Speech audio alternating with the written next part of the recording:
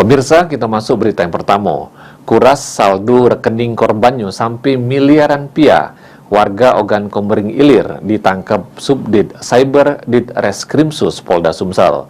Pelaku mengatasnama ke polisi ngirim aplikasi surat tilang melalui pesan WhatsApp untuk meretas SMS di HP korban yang terhubung mobile banking.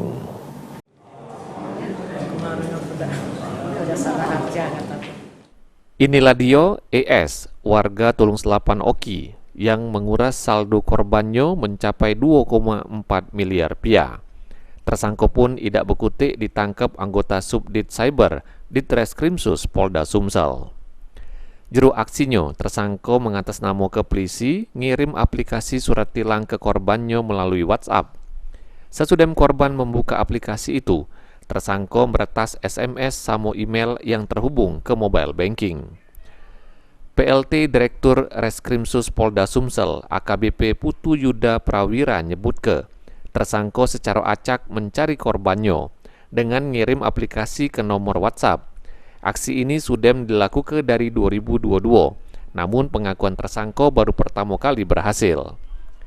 Selama 3 hari tersangka melakukan transaksi di mobile banking korban dengan mentransfer duit ke beberapa rekening yang dibelinya di Facebook.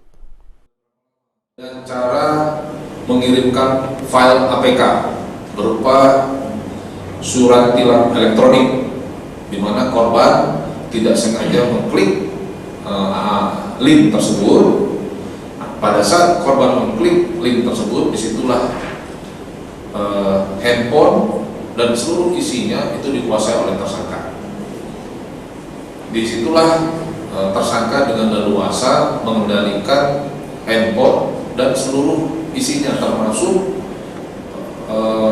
rekening, mobile banking, dan sebagainya, termasuk email yang dimiliki oleh korban. Semua dikuasai oleh tersangka. Dengan leluasa tersangka menguras isi dari rekening milik korban. Atas perbuatannya tersangka dijerat pasal 30 ayat 1 junto pasal 46 Undang-Undang ITE nomor 19 tahun 2016, terancam 6 tahun penjara sama denda 600 juta rupiah.